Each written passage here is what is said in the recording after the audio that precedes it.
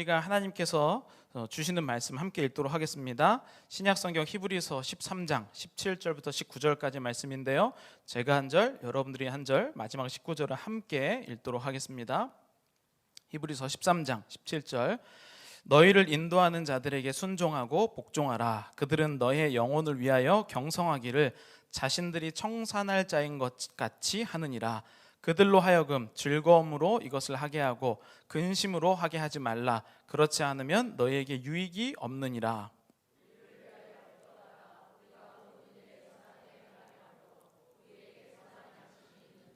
함께 읽겠습니다. 내가 더 속히 너희에게 돌아가기 위하여 너희가 기도하기를 더욱 원하노라. 아멘. 네, 히브리서 강의 37번째 시간입니다. 히브리서 이제 사실은 내용적인 면으로 봤을 때 오늘 이 본문이 마지막이라는 생각이 듭니다.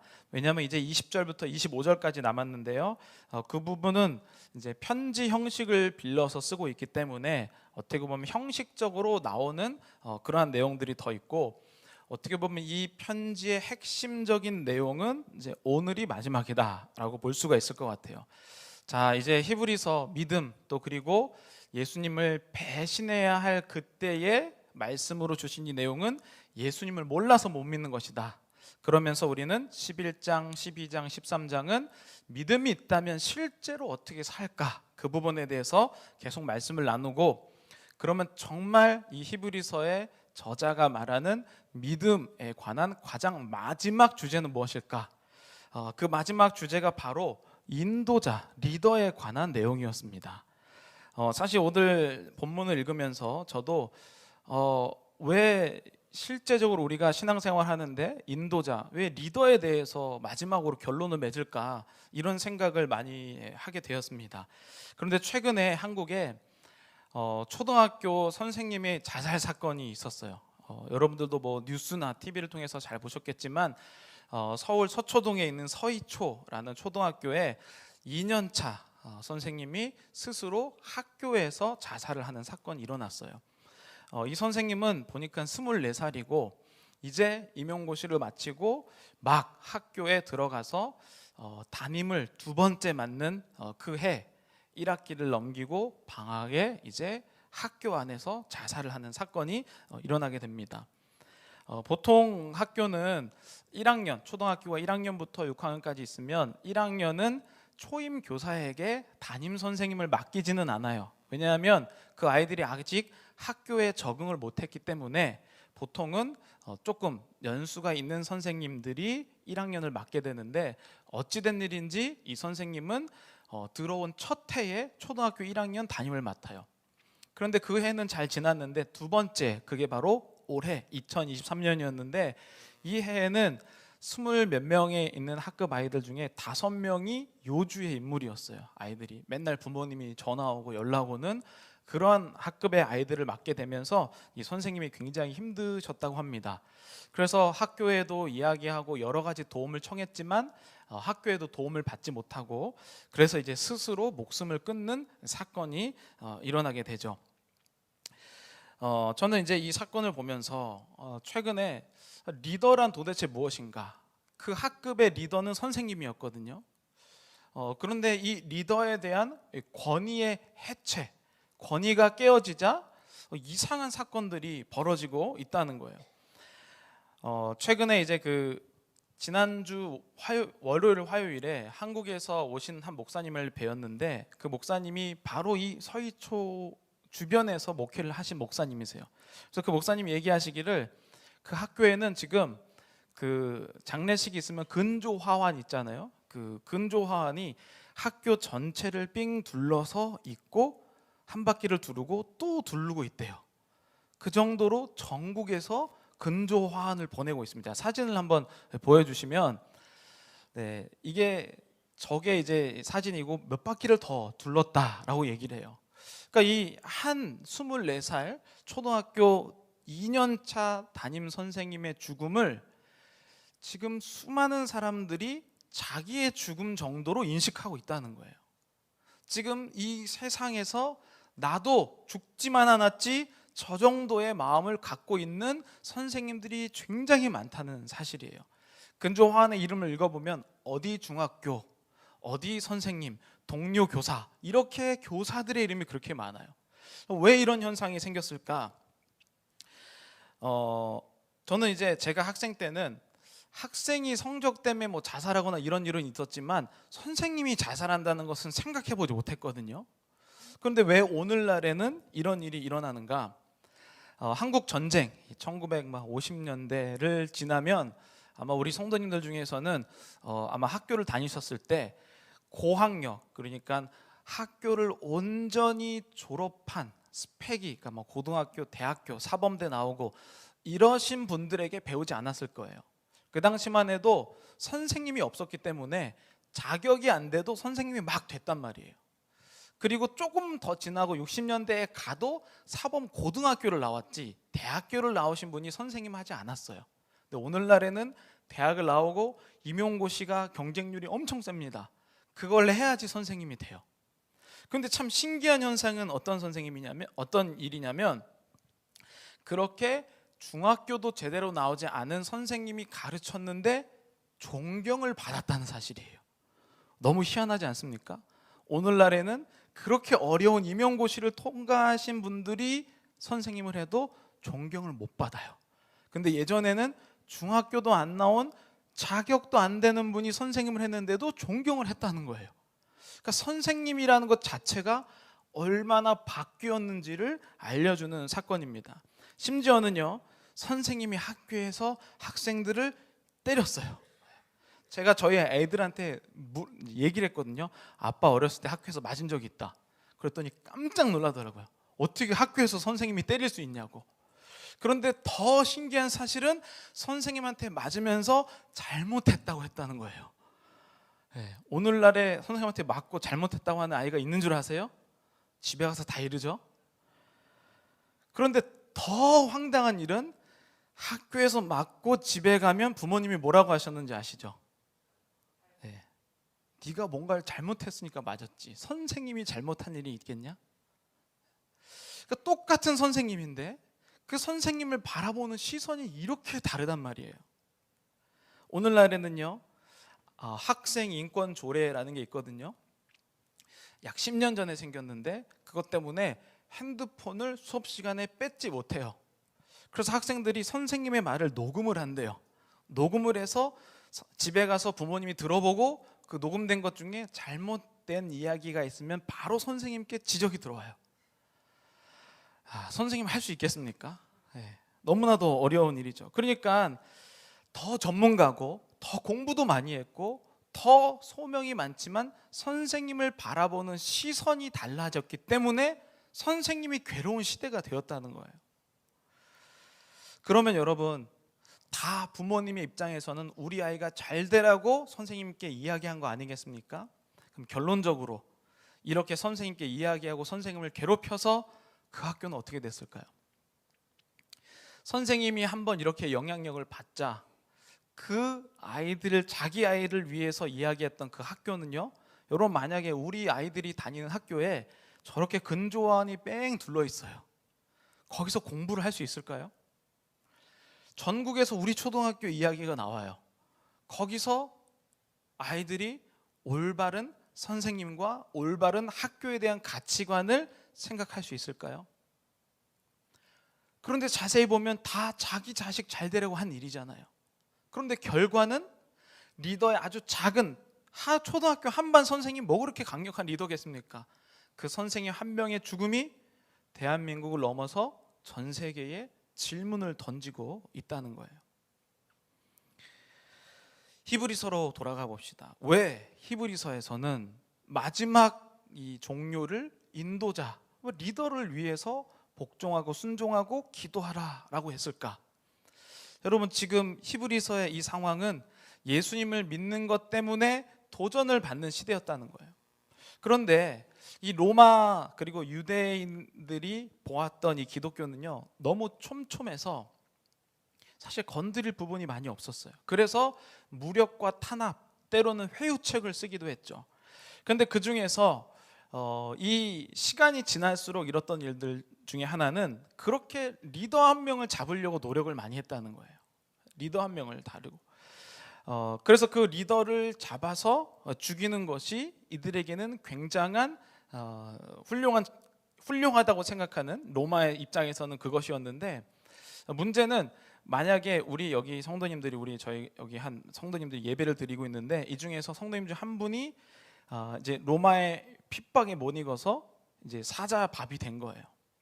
그러면 어떤 일이 벌어지냐면 사람들이 그 사람의 신앙을 보고 다 감동을 받아요. 그래서 더 똘똘 뭉치게 돼요. 근데 만약에 지금 이 가운데서 제가 리더인데 제가 만약에 다시 유대교로 돌아갔다고 해보죠. 그럼 이 그룹 전체는 어떻게 될까요? 우리가 믿었던 것은 무엇인가?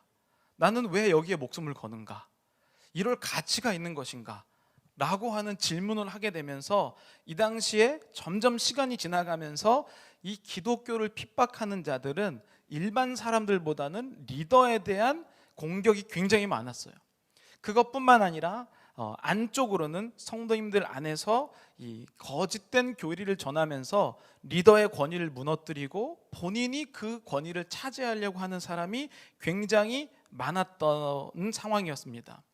그래서 제가 지난 주일 저녁에 이 말씀을 준비하면서 곰곰이 생각해 본 거예요. 도대체 이게 무슨 뜻일까? 근데 하나님이 그때 마치 영화의 한 장면에서 샥 나를 데려가서 어떤 한 장면을 딱 보여주듯이 한 성경 말씀을 보게 하셨는데, 그게 바로 사무엘상 17장에 나오는 다윗과 골리앗의 싸움이었어요. 여러분, 다윗과 골리앗의 싸움 다 잘 아시죠? 다윗과 골리앗의 싸움은 그 당시 블레셋이라는 나라의 장수인 골리앗, 그리고 이스라엘 나라에는 골리앗을 대적할 사람이 없어서 계속 지고 있다가 형들에게 식사를 전해주러 간 이 소년 다윗이 이스라엘을 대표해서 장수로 나와서 싸운 사건이에요. 근데 여러분, 이 사건은 그냥 다윗과 골리앗의 싸움이 아니죠. 블레셋과 이스라엘 싸움 중에서 1대1의 장면을 다룬 거예요. 여러분들도 학창시절에 공부하셨겠지만 예전의 싸움은 무기가 굉장히 중요했죠. 근데 그 무기는, 블레셋은 어떤 기술이 있었냐면 철을 다루는 기술이 있었어요. 그러니까 무기가 다 철이에요. 칼, 이게. 근데 이스라엘은 철을 다루지 못했어요. 그래서 청동, 이것을 다룬 거예요. 여러분, 철이랑 청동이랑 부딪히면 박살나죠. 그러니까 블레셋은 철 무기를 갖고 있는 나라였고 이스라엘은 청동 무기를 갖고 있는 나라였기 때문에 사실은 그냥 붙어도 이스라엘은 상대가 되지 않는 나라였어요. 그런데 이 블레셋이 얼마나 이 자신감이 하늘을 찔렀는지 1대1 결투를 이제 신청한 거예요. 물론 그 당시의 전쟁은 1대1로 왕끼리 이렇게 칼싸움을 하거나 장수끼리 나와서 전쟁의 승패를 정하는 경우는 있었는데 그거는 어느 정도 비슷할 때예요.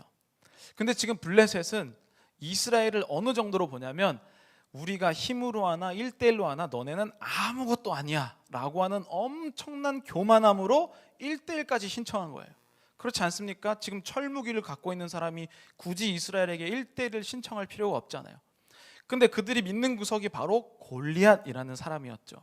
골리앗은 키가 거의 3m가 되고 그 당시 사람으로 봤을 때는 완전 거인이죠. 그래서 이 골리앗이 이스라엘 사람들에게 협박을 하고 있었어요. 그런데 이스라엘 백성들은 골리앗을 감당할 사람이 한 명도 없었죠. 그때에 이제 거의 막내였던 다윗이 형들에게 밥을 갖다 주는 중에 하나님의 이름이 욕먹고 있는 그 사실을 본인이 거룩한 분노를 느끼게 된 겁니다. 그래서 이 다윗은 내가 싸우겠다라고 이야기했어요. 그러니까 사람들은 다윗에게 넌 제정신이 아니구나, 네가 뭘 모르니까, 아직 어려서 뭘 모르니까 그러는 거지 라고 하거나, 또 다윗의 형 중에 한 명은 이렇게 얘기했죠. 네가 이 전쟁을 이기면 공주랑 결혼하는 거 이것 때문에 하는구나, 이렇게 얘기를 했단 말이에요. 어쨌든 다윗을 사울 왕이 만났는데 약간 제정신이 아닌 줄 알았는데 다윗의 눈빛을 보니까 진짜 할 것 같았어요. 그래서 사울 왕은 다윗에게 미안한 마음이 들어서 사울 왕이 가지고 있던 왕의 갑옷과 투구와 칼을 줍니다. 그런데 성경에 보면 다윗이 너무 작아서 몸집이 소년과 같기 때문에 사울 왕의 갑옷과 투구와 칼을 들지 못해요. 그래서 다윗은 평소에 본인이 들고 다녔던 양치기를 할 때에 들고 다녔던 이 물맷돌을 들고 가는 겁니다. 근데 많은 사람들이요, 이것을 골리앗이 다윗을 얕봤기 때문에 방심해서 이겼다라고 생각을 해요. 근데 성경은 그렇지 않습니다. 사무엘상 17장 41절에 함께 읽어보겠습니다. 블레셋 사람이 방패든 사람을 앞세우고 다윗에게로 점점 가까이 나아가니라. 여기에 나오는 블레셋 사람이 바로 골리앗이에요. 골리앗이 어떻게 나가냐면 앞에 방패든 사람이 먼저 치고 나가고 그 다음에 뒤에 나가는 거예요. 이게 어떻게 방심한 사람입니까? 그러니까 이 골리앗은 말로는 네가 나를 개로 여기느냐 이렇게 했지만 실제로는 이 전열을 흐트리지 않고 어떻게 보면은 프로토콜에 의해서 쭉 전쟁을 치고 나간 거예요. 그런데 이것은 다윗이 이 장면을 보고 어떻게 대응했냐면 48, 49절 우리 함께 읽어보도록 하겠습니다. 블레셋 사람이 일어나 다윗에게로 마주 가까이 올 때에 다윗이 블레셋 사람을 향하여 빨리 달리며 손에 주머니 넣어 물매로 던져 블레셋 사람의 이마를 치매 돌이 그의 이마에 박히니 땅에 엎드러지니라. 네. 굉장한 전략가고 전술가인 이미 이 골리앗은 대열을 갖고 있기 때문에 빨리 움직이지 못한다는 것을 알고 가까이 올 때에 다윗이 빨리 움직여서 한 방만을 노린 겁니다. 그러니까 엄청난 전략이 있는 것이고 이것은 골리앗이 방심했다라기보다는 다윗의 실력이 굉장히 좋은 것이죠. 그런데 골리앗은 그런 방어를 안 했습니까? 앞에 방패를 든 사람도 있고 갑옷도 있고 칼도 들고 투구도 썼단 말이에요. 골리앗이 방어를 안 한 것이 아니라 다윗이 골리앗의 가장 약점 한 방에 끝낼 때를 쳤다는 거예요. 그게 이 이야기의 진실이죠. 그런데 정말 중요한 건 뭐냐면 저는 이 이후의 사건이 더 황당하다고 생각해요. 왜냐하면 분명히 블레셋은 이스라엘과 상대가 안 될 정도로 굉장히 강력한 나라거든요. 그러니까 골리앗이 진다고 해서 블레셋이 질 리가 없어요. 아니 무기 자체가 철인데. 근데 이 일 이후에 어떤 일이 일어난지 아시죠? 골리앗을 다윗이 죽였는데 이런 일이 일어납니다. 사무엘상 17장 51절 52절 우리 함께 읽어보겠습니다. 다윗이 달려가서 블레셋 사람을 밟고 그의 칼을 그 칼집에서 빼내어 그 칼로 그를 죽이고 그의 머리를 베니 블레셋 사람들이 자기 용사의 죽음을 보고 도망하는지라. 이스라엘과 유다 사람들이 일어나서 소리 지르매 블레셋 사람들을 쫓아 가이와 에그론 성문까지 이르렀고 블레셋 사람들의 부상자들은 사하라임 가는 길에서부터 가드와 에그론까지 엎드러졌더라. 우리 이렇게 보면 별 뭔지 모르잖아요. 지도를 보여주시면 전쟁이 나고요. 그냥 진 게 아니라 엄청 졌다는 사실을 알 수 있어요. 저 지역을 몇 개를 지나서까지 그들의 시체와 그들이 진 지역을 계속 열거하고 있다는 거예요. 좀 이상하지 않습니까? 그냥 장수와 1대1 대결했는데 그리고 나서 그냥 다시 블레셋은 힘이 세니까 싸우면 되는데 골리앗 한 명 졌다고 자기들이 그냥 진 것도 아니고 대패를 했단 말이에요. 이게 무슨 뜻일까요? 근데 제가 이 장면을 아주 유심히 보고 있는데 제가 그랬잖아요. 오늘 본문 히브리서 13장을 연구하다가 갑자기 하나님이 사무엘상 17장을 보여주셨는데 이 장면이요 반대로 보이는 거예요. 그게 무슨 말이냐면 그 전에는 내가 항상 다윗이에요. 그래서 저 사탄과 나를 못 맞게 하는, 나를 제대로 못하게 하는 모든 존재들은 다 골리앗이에요. 그래서 막 유명한 책 있잖아요. 골리앗 세상에서 다윗처럼 살아가 막 이런 거 있잖아요. 그래서 우리는 이 말씀을 읽을 때 다 나는 다윗이야. 나는 약해서 물맷돌 하나 갖고 정면으로 승부한다 이렇게 얘기하거든요. 여러분 그런데 성경에 나오는 사탄은요 그 정도로 무식하지 않습니다. 신약 성경에 보면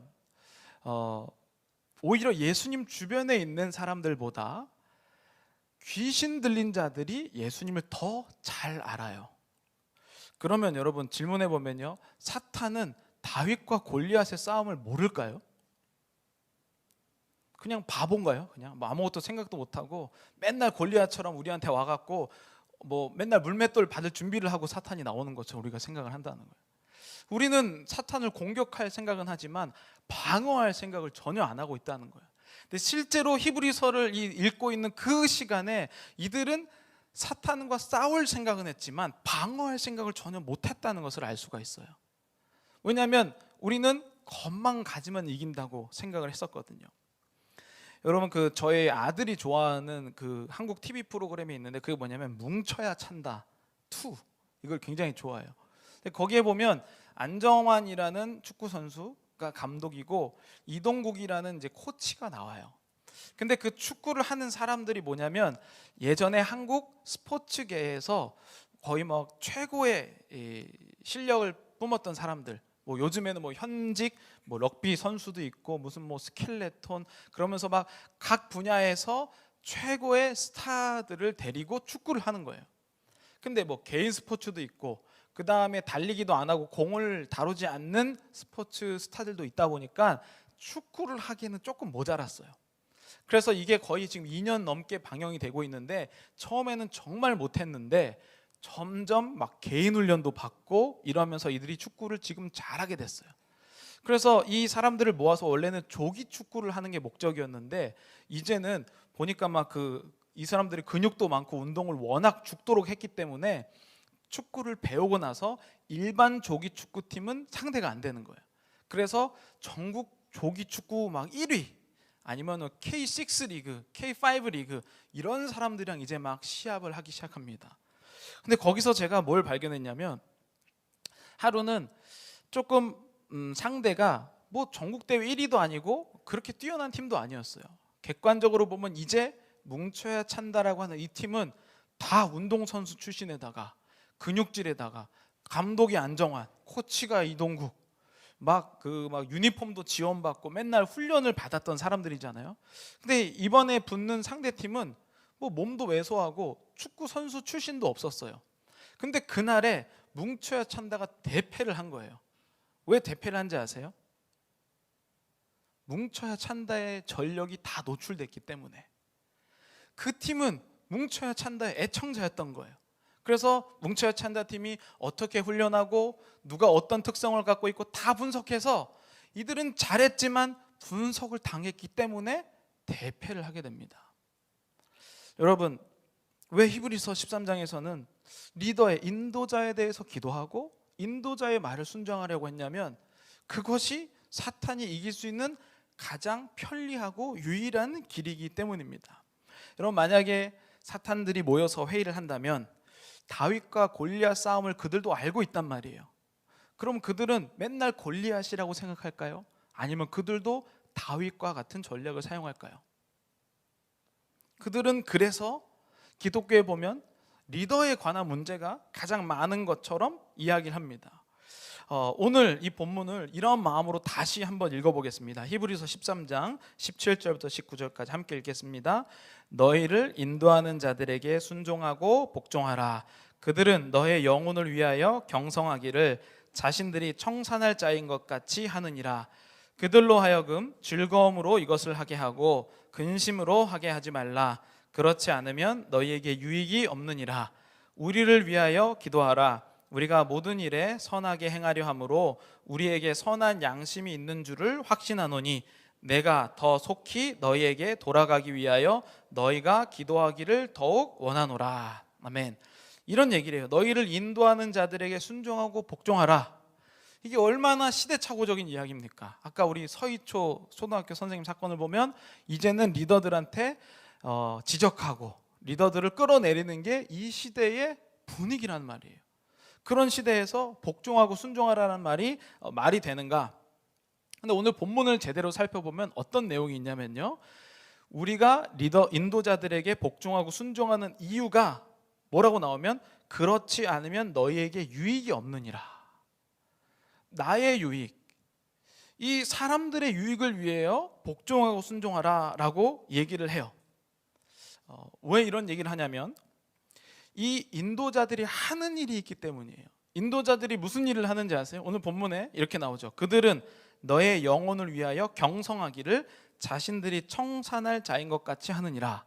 이렇게 표현하는데 한문이 있어서 제대로 이해를 잘 못하는데 이거를 세 번역으로 한번 읽어볼게요. 함께 읽겠습니다. 그들은 여러분의 영혼을 지키는 사람들이요 이 일을 장차 하나님께 보고 드릴 사람들입니다. 무슨 말인지 아시겠죠? 이 인도자들을 위해 기도하고 순종하고 복종하는 이유는 그분들이 하나님께 우리의 신앙에 대해서 보고할 사람들이기 때문이라는 거예요. 여러분 이제 다음 주에도 이제 스토리와 리더의 이제 수련회를 가잖아요. 거기서 지금 2년 내내 공통적으로 나온 얘기가 있어요. 뭔지 아세요? 보고만 안 하면 리더 하겠다는 거예요. 보고만 안 하면. 그 리더들이요, 보고가 얼마나 힘든지 아세요? 그래서 나는 보고만 안 하면 리더가 너무 쉬워서 하고 싶대요. 근데 보고를 못해서 리더를 못 하겠대요. 여러분, 근데 우리가 이 보고를 하는 이유는, 가장 근본적인 이유는 말씀에 있기 때문에 보고를 하는 거예요. 그게 우리의 가장 기준 아니겠습니까? 하나님의 말씀을 순종하는 것. 오늘 여기에 보면 이 리더, 인도자의 가장 중요한 업무는 하나님께 자기에 맡겨진 사람들을 보고하는 사람이라는 거예요. 어떤 사람은 자기 사람을 만들거나 이 사람들을 잘 이끌어가는 본인이 하나님인 줄 알아요. 그런데 인도자는 담임 목사를 비롯해서 수많은 여러분들 그룹의 리더 인도자들은요, 하나님께 보고할 자들이란 말이에요. 그 보고할, 여러분들이 이 마음을 갖고 인도를 해보면요, 마음이 달라져요. 내가 지도자로서 인정을 받고 싶거나 내가 지도자로서 뭔가를 하고 싶은 사람은요, 이 그룹이 내 뜻대로 안 되는 것 때문에 엄청 스트레스를 받아요. 아, 저 사람은 오늘 또 딴 얘기 하는구나. 저분은 또 인상이 별로 좋지 않네. 이렇게 막 그것만 신경 쓰이는 거예요. 근데 여러분, 보고할 사람들이잖아요.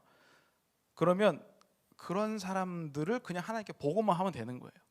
그 대신 이 사람들이 지금 어떠한 상황인지에 대해서 굉장히 구체적으로 바라보게 되죠. 그게 인도자들이 해야 할 일이라는 것이에요. 그러니까 이 보고를 한다는 것은 다 가장 우선은 인도자를 위한 거예요. 왜냐하면 인도자가 누군가를 하나님께 보고할 마음으로 적게 되면 본인이 먼저 가장 하나님의 눈으로 봐야만 해요. 내가 하나님의 눈으로 한 분 한 분을 바라보아야지만 사랑을 할 수 있는 것이지, 내가 이 그룹을 잘 해보겠다라는 마음으로 하면 안 하는 사람이 미워서 견딜 수가 없습니다. 우리 교회에 얼마나 수많은 리더들이 계세요. 스토리도 있고 테이블도 있고 또 지금 여기 찬양대회는 보면 대장님도 있고 이렇잖아요. 근데 여러분, 우리는 인도자를 볼 때 어떻게 하냐면 평가해요. 그게 시대적 조류거든요. 자격도 안 되는 사람이라고 얘기한다든지, 어떤 말실수를 했다든지, 저 사람 왜 저러냐느니, 이런 것밖에 안 보이잖아요. 근데 오늘 본문에 보면 이 인도자를 위해서 기도하지 않으면 결국에는 본인에게 유익이 없다고 해요. 여러분, 결국엔 그래서 서희초 사건이 어떻게 됐습니까? 그렇게 자기 자식을 위해서 선생님을 괴롭혔던 사람이 결국엔 자기 자식이 가장 불행한 사람이 되고 말았어요. 선생님을 존경할 수 없고 학교를 신뢰할 수 없고 더 이상 사회 가운데서 건전한 생활에 대한 기준이 사라지고 만 거예요. 초등학교 1학년 때. 그러면서 이렇게 얘기합니다. 그러므로 여러분은 그들이 기쁜 마음으로 이 일을 하게 하고 탄식하면서 하지 않게 해주십시오. 그들이 탄식하면서 일하는 것은 여러분에게 유익이 되지 못합니다. 여러분, 리더가 오늘도 이제 테이블 모임하고 스토리 모임할 때 먹을 거 챙겨오고 미리 의자 깔아놓고 이런 거 당연한 거 아니에요. 그걸 당연하게 여기는 사람은요, 모임에서도 지적하기 시작해요. 아, 우리 리더는 말을 못하고 늦게 오고. 그런데 만약에 여러분들을 오늘 이 말씀대로 행동하면요, 그분들 위해서 기도하는 게 얼마나 중요한 일인지 깨달을 수가 있어요. 이것은 사탄과의 관계를 생각하면 굉장히 간단한 건데, 만약에 여러분들이 지금 있는 그룹의 리더가 밉잖아요. 신앙생활 절대 못합니다. 이거 장담할 수 있어요. 여러분들이 속해 있는 그룹, 속해 있는 교회의 리더를 미워하면 사탄은 여러분들을 밥으로 옵니다. 왜냐하면 은혜를 받을 리가 없잖아요. 저는 이 본문을 보면서 다시 한번 하나님께 이제 무릎을 치고 회개를 했는데, 사탄이 사무엘상 17장의 장면처럼 본인이 다윗이라고 생각하고 지금 교회를 공격할 수 있겠구나. 우리가 방어해야 될 것이 결국에는 결론으로 여기서 내리는 게 뭐냐면 눈물로 인도자를 위해 기도해 보면 안다는 거예요. 그 인도자 잘못할 수도 있죠. 뭐 모자른 사람일 수도 있어요. 근데 여러분, 눈물로 기도해 보면 알아요. 그 사람이 비록 악한 사람일지라도 기도해 보면 그 사람이 느끼고 본인이 바뀌기 시작해요. 조금 더 우리의 생활을 확장해 보면요, 여러분들은 어디로 가든지 리더예요. 우리 교회 목표는요, 지금 리더를 만드는 게 가장 급선무예요. 우리 교회는 리더가 별로 없어요. 다 조언만 되고 싶어 해요. 그래서 이 리더가 없다는 것은 굉장히 불행한 일입니다. 교회 가운데 그만큼 대적할 사람이 없다는 뜻이에요. 조금만 위기에도 한 방에 날아갈 수 있을 듯한 그러한 교회가 리더가 없는 교회예요. 그런데 우리는요, 이 교회를 세우기 위한 리더가 아니에요. 여기에서 리더로 훈련받아서 세상에 나가서 리더의 역할을 할 사람이 필요한 거죠. 그래서 보면요, 여기에 보면 가정 중에 혼자 막 교회 다니시는 분들 계시고, 예를 들면 뭐 우리 이 차세대 아이들 중에 중학교나 초등학교 그 아이만 교회를 나온 사람이 있어요. 그럼 그 집의 영적인 리더는 그 초등학생이에요. 여러분들이 혼자 지금 교회를 나오고 계시다면 그 집의 영적인 리더는 여러분이에요. 그러니까 이런 분들을 위해서 우리가 기도하지 않으면 그분이 쓰러지면 그 가정은 송두리째 없어지는 거예요. 오늘 히브리서 13장 이렇게 얘기합니다. 18절에 우리를 위하여 기도해 주십시오. 우리는 양심에 거리끼는 것이 한 점도 없다고 확신합니다. 모든 일에 바르게 처신하려고 합니다. 리더들이 잘못됐을 때 어떡하냐? 저거 진짜 이상한 리더면 어떡하냐? 저는 일단은 하나님께서 뭐 이것은 우리가 구분을 해야 되지만 이 교회를 여러분들이 구분하실 때 정말 하나님의 주권에 대해서 설명하고 있는 교회인지 우리가 찾아봐야 돼요. 그러니까 교회를 세우려고 하는 교회는 사실 하나님의 주권을 넘어설 가능성이 있죠. 우리는 교회를 세우기 위해 교회를 다닌 사람이 아니라 하나님의 백성이 되어서 여기에서 하나님 나라의 것을 조금 맛보고 내가 맛본 것을 세상에서 살아내기 위해서 교회가 있는 거예요. 교회를 크기 위해서. 여러분, 교회 오면은 평안하고 평온하고 모든 걱정이 사라집니다. 그러나 세상을 가면 다시 힘들어요. 그러니까 맨날 교회로만 오세요 라고 해서 교회를 세우는 게 아니라 여기에서 하나님의 복음을 맛보았으니 세상에서도 여러분들이 그러한 역할을 하시기 바랍니다라는 게 교회예요. 그래서 저는 일반적으로 하나님이 정말 세우신 교회라면 그 리더가 잘못됐을지라도 그 인도자를 위해 눈물로 기도하는 자가 있다면 18절에 말하는 것처럼 성령의 양심이 그를 건드릴 거라고 생각해요. 스스로 자진해서 내려온다든지 아니면 그가 눈물로 회개하여 돌아올 거라고 생각해요. 그러나 직분을 위해서, 자리를 위해서 된 사람들이 있어요. 교회 안에서도 있어요. 그런 사람들이 뭐 타이틀 달려고, 내가 먼 사람인 것처럼 보이려고, 그런 사람들을 위해서는 기도하지 않는 것이 좋죠. 근데 그것을 구별할 수 있는 가장 큰 능력이 무엇이냐면 기도해 보면 알아요. 인도자를 위해서 여러분들이 눈물을 위해 흘리고 기도해 보잖아요. 그럼 그 사람이 진짜 틀린 사람인지 안 틀린 사람인지 구분이 가능한 거예요. 여러분들, 우리가 이런 얘기 하잖아요. 막 작정 기도하고 막 금식 기도하고 뭐 이러잖아요. 언제? 내 자식이 학교 들어갈 때, 누가 아플 때, 나 어디 뭐 면접 쓸 때, 이럴 때 우리 그렇게 작정 기도하잖아요. 여러분, 정말 여러분들의 영혼의 유익을 위해서는요, 미워하는 그 리더를 위해 작정 기도 한번 해보세요. 100% 알 수 있습니다. 눈물을 위해서 그분들을 위해 기도해보고 눈물을 위해 21일 해보세요. 그러면 하나님의 선한 양심이 있는 자는 돌아오고요, 하나님의 선한 양심이 없다면 오히려 더 악인 스스로 밟아서 넘어집니다. 이상한 행동을 하기 시작할 거예요. 오늘날의 수많은 교회들이 이러한 동시에 공격을 받고 있어요. 그러나 여러분, 우리는 오늘 이 말씀을 통하여 인도자를 위한 눈물의 기도가 얼마나 소중한 것인지 배웠습니다. 여러분들의 지금 얼마나 수많은 리더들이 있나요? 여러분들의 가정의 리더를 위해 눈물로 기도해 보세요. 오늘 여러분들이 테이블 시간에 리더를 위해서 눈물로 기도해 보세요.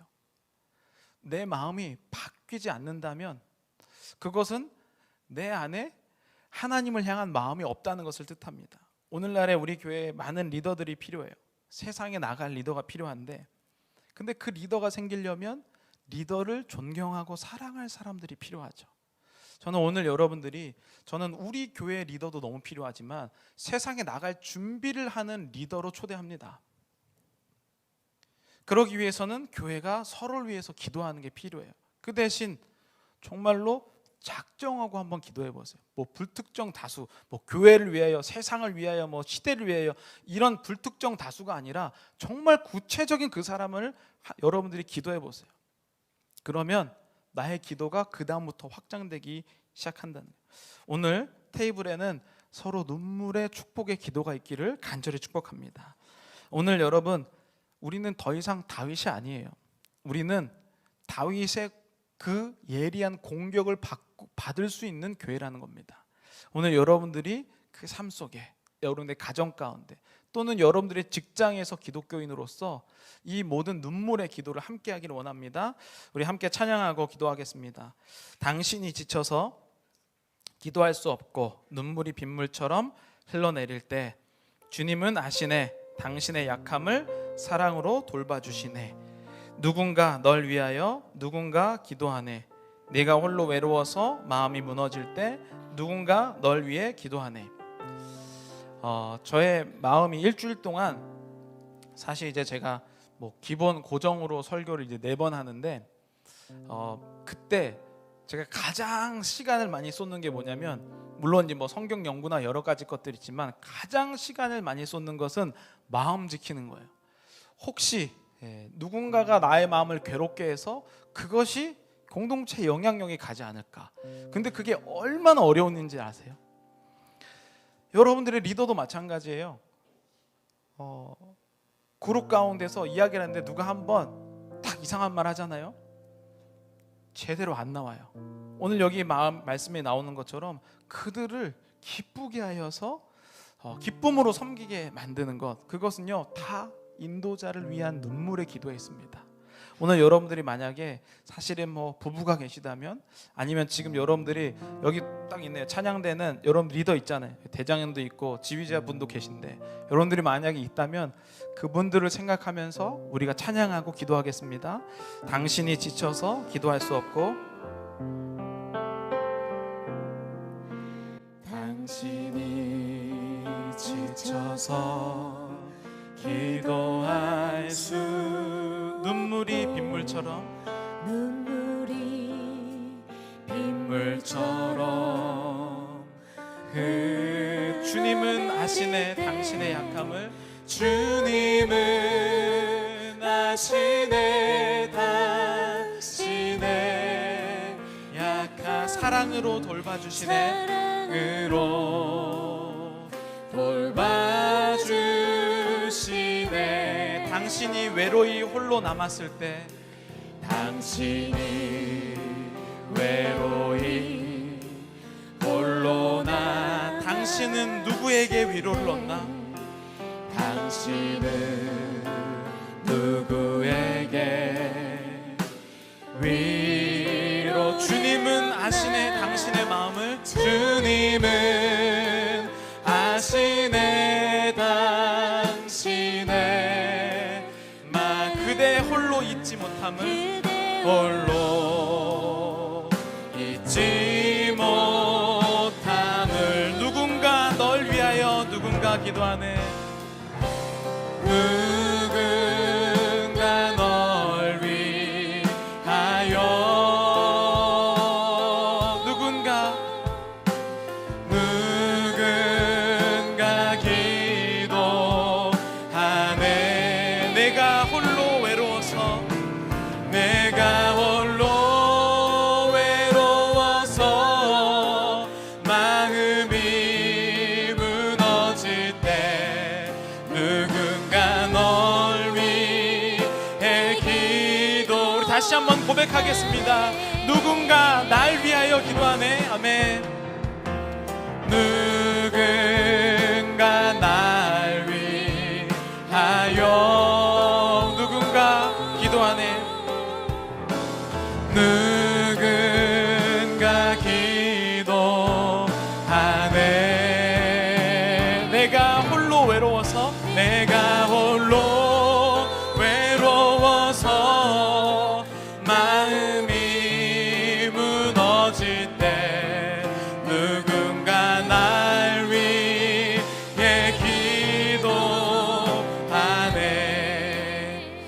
우리 시간에 가슴에 손을 얹고 함께 기도하겠습니다.